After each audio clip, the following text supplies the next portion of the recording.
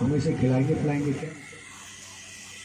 लेकिन जैसे ही गोद में लेती है माँ भगवती की कृपा से उसके आंचल में दूध उतर आता है। बोली सच्चे दरबार की। अब तो भाई बंधुओं को इकट्ठा कर लिया और नामकरण कराने लगे। देखिए पहले कन्याओं के नाम जो रखे जाते थे जब तो रंग रूप के हिसाब से, वार के हिसाब से ऐसे नाम रखे थे। कभी पत्रा दिखा कर के नाम नहीं रखे जाते थे। सोमवार को पैदा होगी सोमवार को रख दिया, बुधवार को होगी बुध को रख दिया, शुक्रवार को होगी शुक्र रख दिया, रंग में गोरी है तो नाम भूल रख दिया, और काली है तो कल्ले रख दिया। ऐसे नाम रखे जाते थे उल्टे सीधे। एक बुजुर्ग कहने लगे भैया तुझे ये कन्या कहाँ मिली। कि नदी में बह रही थी, मैंने रोक ली। और तूने रोकी? कि हाँ मैंने रोकी। तो इस कन्या का नाम रुक्को रख दिया। कन्या का नाम रुक्को रख दिया। धीरे धीरे कन्या जवान हो जाती है और उसकी शादी एक अवध नाम की नगरी में जंगी नाम के मैत्र के साथ कर दी जाती है।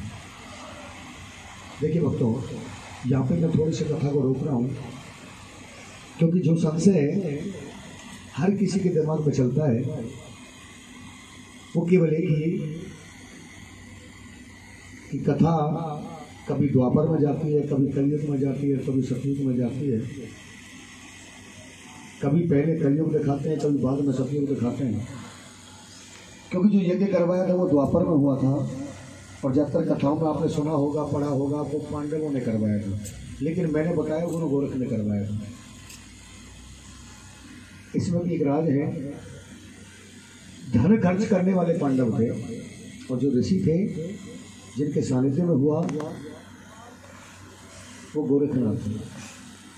अगर इस कथा को मैं और बढ़ाना चाहूँ तो समय बहुत लग जाएगा। आपने कभी जहारवीर का जागरण देखा सुना हो, उसमें अगर कथा सुनी हो तो जब गुरु गोरखनाथ कदली वन से मैया बाछल को वरदान देने के लिए जाते तो हस्तिनापुर से निकलते हैं।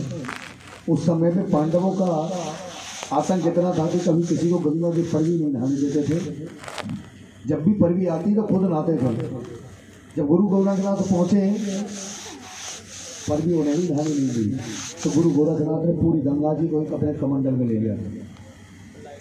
उस समय पांडवों ने विनती की और पांडवों से तब उन्होंने यज्ञ करवाया। एक बार कह सच्चे दरबार की। अवध नगरी वो अयोध्या नहीं है, ना ही वो अवध है, वो अवध है। और ना ही जो इस कथा के अंदर राजा हरिश्चंद्र का नाम है, ना ही वो राजा हरिश्चंद्र है। कहते हैं भक्तों जो तारा रानी ने तपस्या की भक्ति की, जो आज जहाँ नगरकोट धाम है, ब्रजेश्वरी मंदिर है, वो उसी मंदिर में की। और उसी के पास जो शहर था उसका कभी अवध नाम हुआ करता था। आज अवध नगरी में जंगी नाम के मैत्र के साथ कर दी जाती है, जिसकी मां राजमहल में साफ सफाई का काम किया करती थी। उधर राजा शपर के घर में तारा जवान हो गई और उसकी शादी उसी शहर के राजा हरिश्चंद्र के साथ कर दी जाती है। दोनों बहनें संयोग से एक ही शहर में आ जाती हैं। 5 साल बीत गए, रुक्को की कोई संतान नहीं हुई।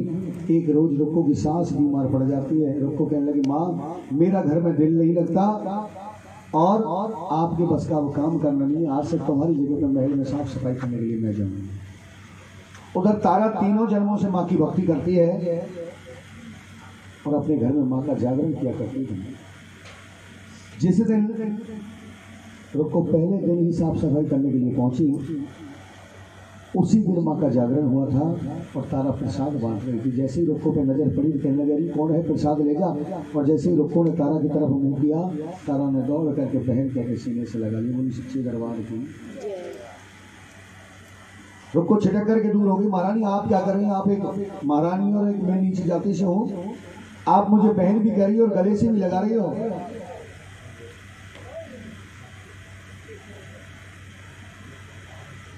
तारा कहने लगी कि इस जन्म की नहीं, मेरे पिछले 3 जन्मों से बहन है, 3 जन्मों की याद दिलाती है। अंत में रुक्को पूछने लगी बहन जी ये जागरण कर रही किया है आपने, ये प्रसाद बांट रही हो, ये किसका है? कि ये माँ भगवती का गुणगान कराया है। इससे क्या फल मिलता है कि जो मन में इच्छा हो वही फल देने वाली है माँ। कि बहन मेरे कोई बेटा नहीं है, क्या माँ मुझे बेटा दे देगी? कि सच्चे दिल से एक नारियल माँ की भेंट चढ़ा दो, माँ तुमसे जरूर प्रसन्न हो जाएगी। और भक्तों, कोई नारियल लाए हो जिसने अब तक नारियल ना चढ़ाया हो, वो इस समय भी नारियल चढ़ा सकते हैं।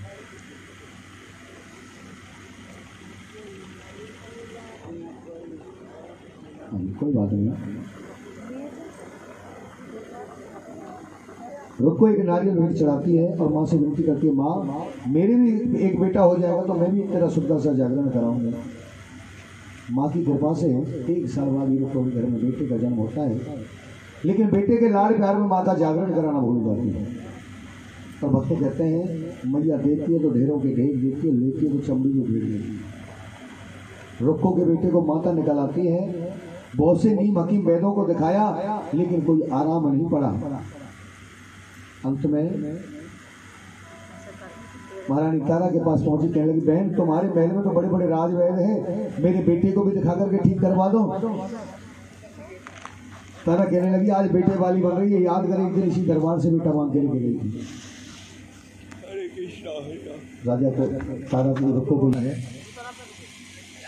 जागरण वालों के पास पहुंची, कहने लगी मुझे अपने घर में जागरण कराना है।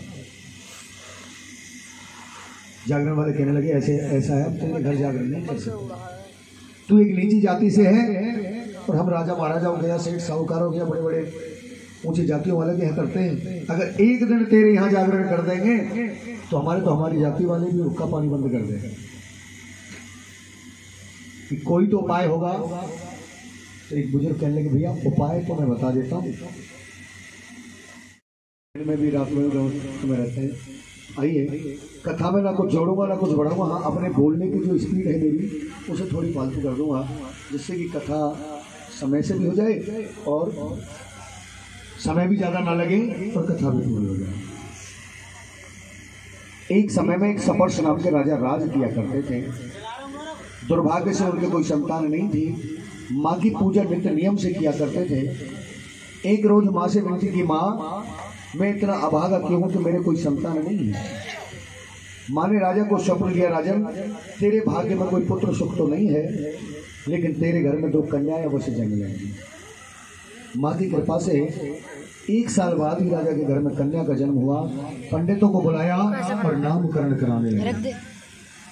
पंडित कहने लगे, राजन इस कन्या का नाम युगों युगों तक ऐसे चमकेगा जैसे आसमान में तारा चमकता है, इसलिए इस कन्या का नाम तारा होना चाहिए। कन्या का नाम तारा रखा गया। उसके 1 साल बाद राजा के घर में दूसरी कन्या का जन्म हुआ।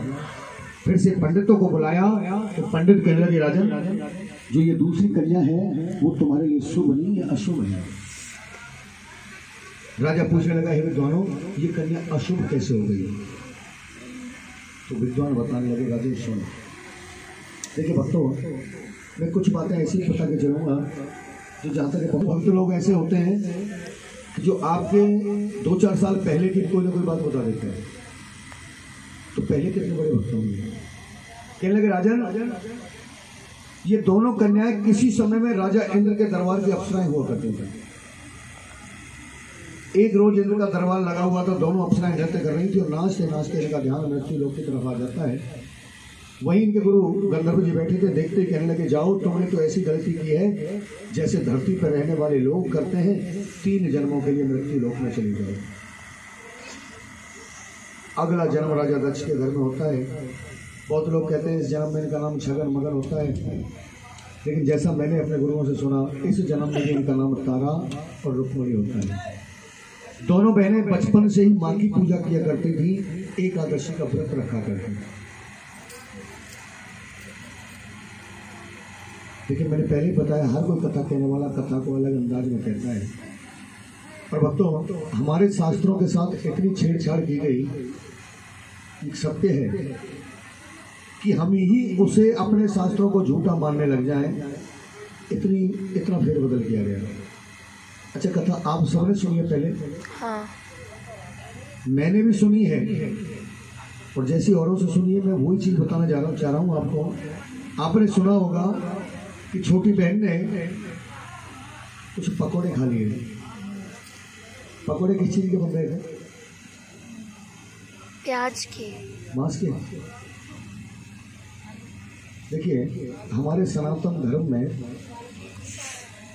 मैया सुन तो ले एक बार, मैं इसीलिए तो इन बातों को छेड़ रहा हूँ जो जरूरी है सबसे ज्यादा। आप आज व्रत रखते हो, कोई भी व्रत रखते हो, व्रत टूट ना जाए कितना बचाव करते हो। और वो एक देव स्वरूप थी, जबकि हमें पता है कि हमारे सनातन धर्म के अंदर मांस खाना सबसे बड़ा पाप माना जाता है, तो क्या वो देव स्वरूप उस मांस का बच्चा कर सकती थी? नहीं कर सकती। लेकिन मांस डाल दिया गया, कथा में जोड़ दिया गया कि ये खुद ही झूठ मानने लग गया। और भक्तों कहते हैं एकादशी के दिन चावल खाना मांस खाने के समान माना जाता है। रुक्मणी ने गलती से चावल खा लिए। तारा कहने लगी, रुक्मणी देख, हमने और आपने दोनों ने तपस्या साथ प्रारंभ की है, और यदि तूने व्रत खंडित किया तो मेरा व्रत साथ में खंडित होता है। जब मैं तुझे श्राप देती हूँ, जैसे चावल के छोटे छोटे दाने होते हैं, ऐसे ही छोटे छोटे कीड़े मकोड़े खाने वाली बन जाए, मच्छर खाने वाली बन जाए।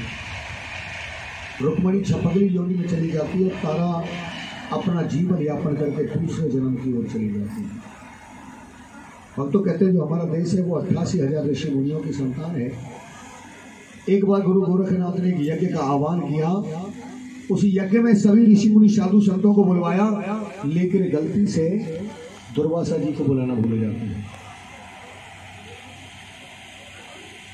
जैसे ही दुर्वासा जी को पता चला कि सबको बुलवाया लेकिन मुझे नहीं बुलवाया, क्रोध आ जाता है और एक माया रूपी बाज बनाते हैं और बाज के पैरों में मरे हुए सांप को लटका करके भेज देते हैं। और वो बाज उस मरे हुए सांप को जो यज्ञ के लिए प्रसाद बन रहा था, उस प्रसाद में डाल देते हैं। इधर रुक्मणी जो छपकली बनी हुई थी वो बैठी बैठी देख रही, आज इस प्रसाद को जो भी खाएगा वो मृत्यु को प्राप्त होगा। उसका शरीर यानी देह जरूर एक छपकली की थी, लेकिन जो आत्मा थी वो एक अप्सरा की था। मन में विचार करने लगी, क्यों ना इन सब ऋषियों की मैं जान बचा लूं, जिससे कि मेरा जो पिछला पाप किया हुआ वो भी कम हो जाएगा और मेरी भी छपकली योनि से मुक्ति मिल जाएगी। तो जैसे ही वो ऋषि उस प्रसाद के बर्तन को उठाने के लिए आते हैं, उनके सामने वो छपकली उस प्रसाद में कूद जाती है। ऋषियों के मुख से आवाज निकली, अरे नीच, तू तो नीच की नीच रहेगी, कितना प्रसाद खराब कर दिया। बाद में कहने लगे, भाई ऐसा है, बर्तन को जल्दी से खाली करो और दूसरा प्रसाद बनवाओ। जैसे ही बर्तन को खाली करते हैं तो देखते हैं बर्तन की तली में मरे हुए सांप की माजर पड़ी हुई है। कहने लगे, भाई इस छपकली कम सब की जान बचाई है, इसे तो किसी राजा की राजकुमारी होना चाहिए, क्योंकि जब से ये छपकली गिरी है तब से तो इसमें कोई मच्छर भी नहीं गिरा है। इतना कहकर के वो विद्वान रुक जाते जो राजा सपश को कथा सुना रहे थे। कहने लगे, राजन ये वही छपकली है जिसे आशीर्वाद मिला था कि राजा की राजकुमारी होना चाहिए। तेरे घर में पैदा होने से ये राजकुमारी तो हो गई, लेकिन एक श्राप मिला था कि नीच की नीच रहेगी। अगर तेरे कुल में पलेगी बढ़ेगी तो तेरा पूरा कुल भी नीचता की ओर चला जाएगा। राजा उपाय पूछने लगा तो विद्वान बताने लगे, राजन एक